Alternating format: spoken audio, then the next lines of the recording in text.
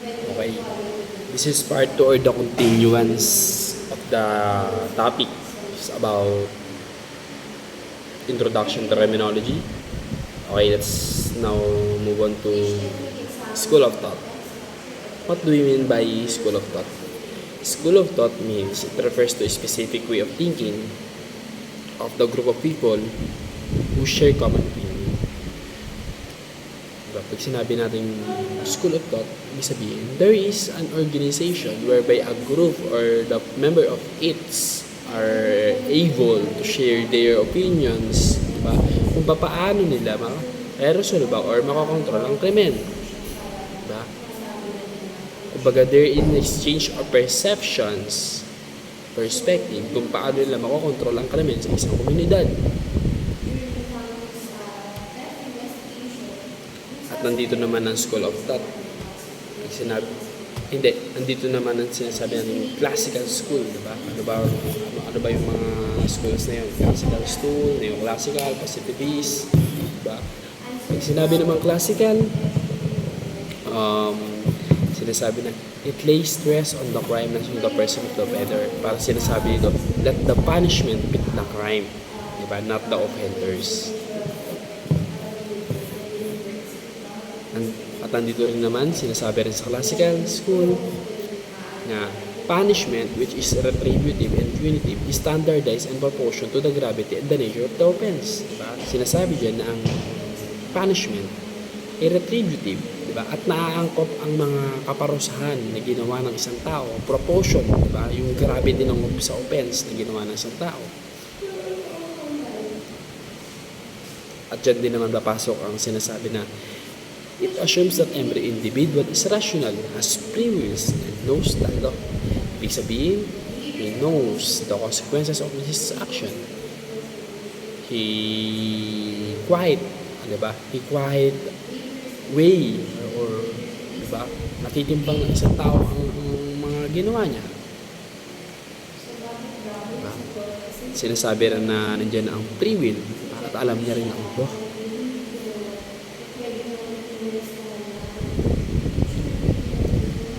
The general proposition of this school is to make undesirable acts pain, which is by attaching punishment to them and to make the amount of pain entirely different so that prospective criminal would discuss solution and make it just sufficient so that the pain would exceed the pleasure. Diba? Dito naman, pinaparusahan ng isang tao. Diba? Base sa yung nagawa niya. Diba? Kaya naman ang pamahalaan o gobyerno ay nag-aatas yung punishment para maiwasan yung pagkakaroon ng krimen. Diba? Sino ba yung mga proponents ng classical schools? Nandiyan na si Cesar Beccaria na kung saan siya yung nagsabi na people, diba? Avoid pleasure and avoid pain. Nandiyan yung hedonism. Sinasabi na every human action is motivated by pursuit of pleasures. Diba? Nakakagawa daw ang tao ng krimen dahil sa kagustuhan ng kasarapan. Diba? Pleasure. Psychological hedonism. Diba? May meron ding moral hedonism.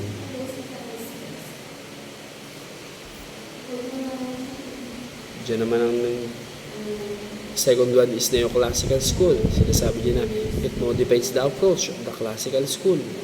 Binago niya yung classical school dahil yung sinasabi dito na ang children ay lunatics ay cannot calculate pain and pleasure, diba? Kaya hindi sila consider na criminal, diba? At hindi sila dapat i-punish. Kumbaga dito, diyan pumapasok ang mitigating circumstances natin or diyan na pumapasok ang exempting circumstances natin dahil yan, diba? Children, diba? Exempt sa criminal liability, lunatics, mga baliw.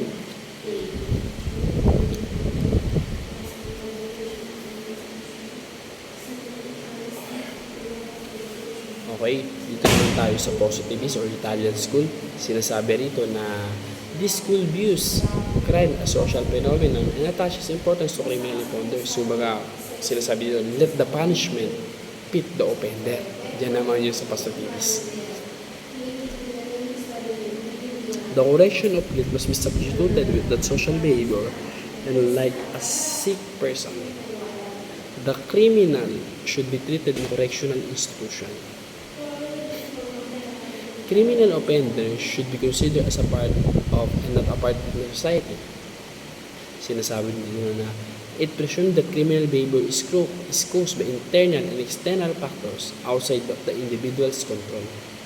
It also argues most serious crime were committed by individuals who were primitive or atavistic, that is, who failed to evolve full human and civilized state.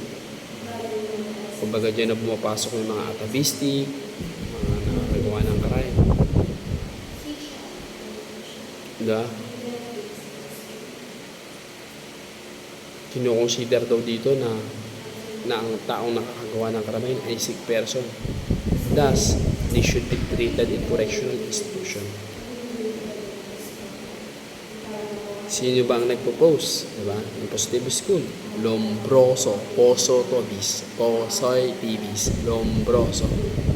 This is regarded as need through knowledge pagpin sa board namin.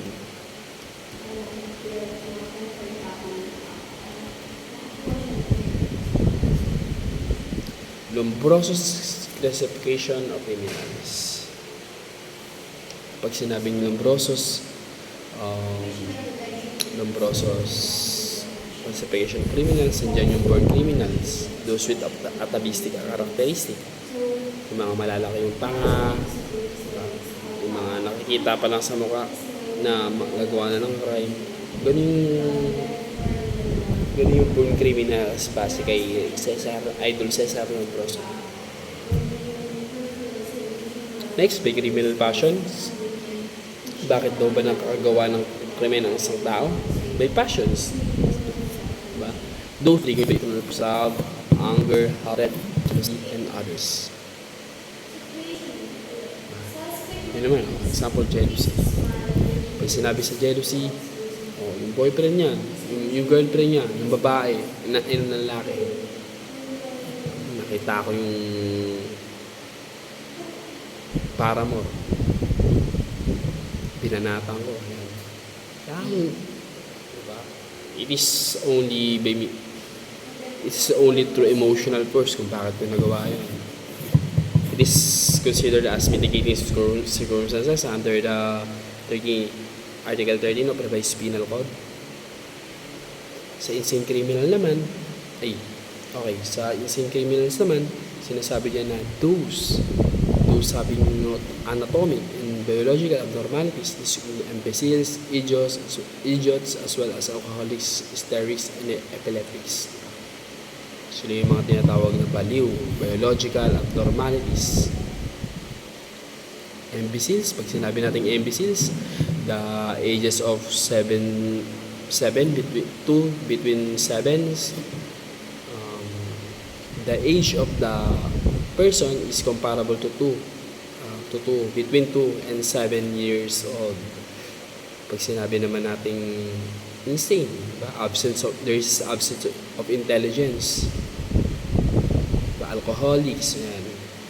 Unresistible urge na uminom ng alak, epileptics. Diba? Occasional criminals, those who commit crimes by given the opportunity. This type of criminals has innate characteristic to commit crime. Occasional criminals are composed in the 4 types, subtypes. Diba? Mga occasional criminals, pag meron ng oportunidad, kaya sila, para makagawa ng krimen, doon na sila nakagawa ng krimen. Diba? Meron pang subtype to, which is criminaloid. Those who are easily swayed or tempted to do evil. Criminals are a normal person who commit crimes under the pressure of circumstances. Sila yung mga mabibilis na matukso para gumawa ng krimen. Sa epileptoid naman, those who are suffering from epilepsy or neurological disorder. Diba? Neurological disorder pala yung yung epileptoid. Habitual criminal, those who live normally but later on develop undesirable habit. Gambling, drugs, lifetime criminality. Ayan. Yung mga nalulung sa droga, yung mga nalulung sa sugal. So, yung mga prone, diba? Na mag-commit ng crimes against person, crime against property, diba? Simple as that. Pseudo-criminals, like criminaloids, pseudo-criminals are normal person. They only commit crimes when the situation forces them to do so. A best example of this one is self-defense. Ano nga uli yung ano ng self-defense? Yung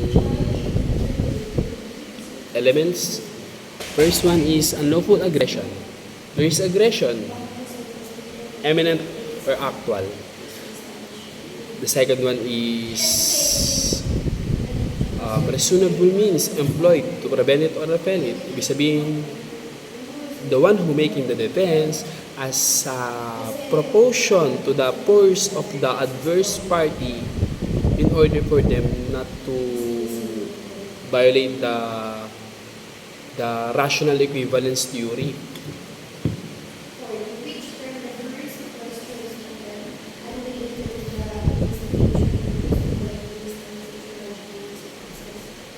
The third one elements is lack of sufficient provocation to the victim defending himself. Ibig sabihin, wala siyang provocation, wala siyang action na kung saan mag-result ito sa adverse party ng aggression. Enrico Perry. Sino ba si Enrico Perry? Si Enrico Perry daw ay student ni Lombroso and was known, diba, as his best associate. Investigate social and economic factors and postulated on crime prevention methods. He stressed out that society needed protection against criminal which can be achieved through criminal law and penal policy. Diba? Si Enrico Perry daw, ma-achieve lang daw yung protections from criminals pag nagkaroon ng penal policy or criminal law. Diba? Kumbaga, binding, sinusunod, dapat sundin sa isang lugar or sa pamahalaan, gobyerno.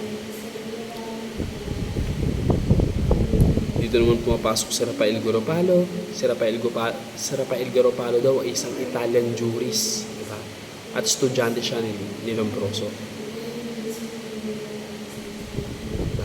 Sinasabi ni Rafael Garopalo na he traced the roots of criminal behavior not to physical features but to their psychological equivalence which can be called moral anomalies or moral inferiorities. According to this theory, crimes are founded in all human societies regardless of their views. Lawmakers in society can disregard that. Sino uli ang father of sociology?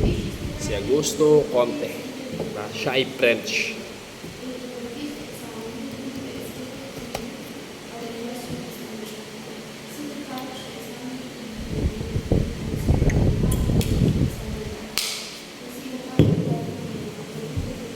William Galbraith was an American psychologist known Munir Matisse. He created the field of somatotyping that tried that correlated body types with behavior intelligence and social hierarchy illustrated by his Ivy League nude posture box. There is an column ectomorph. Sila ay mga small body, thin, trophy, shoulder. Temperament nila cerebrotonic, full of complaints, insomniac, which chronic fatigue and sensitive skin, nervous, self-conscious, introvert. Pag endomorph naman, round fat, soft and roundy body.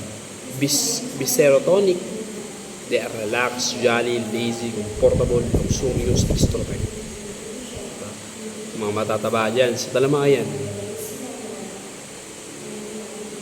Mesomorph, muscular, athletic, good. Somatotypic, active, dynamic, assertive, aggressive, more prone to criminal activity than ectomorphs and endomorphs. Yan yung mga malalaki katawan.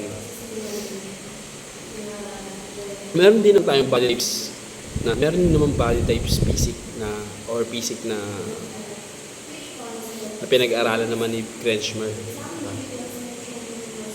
Nandiyan na ang peak type and fat bodies. Sinasabi naman dyan na may investment sila para commit fraud and deception. Sa athletic type naman, Athletic type, muscular body, di ba? Usually commit crimes of violence.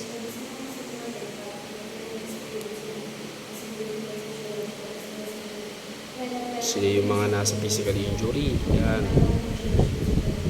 Asthenic. Sila yung mga skinny, paya, individual. Diba? Sila yung nakakagawa ng mga petty theft. Dysplastic or mixed type. Unclear predominant type.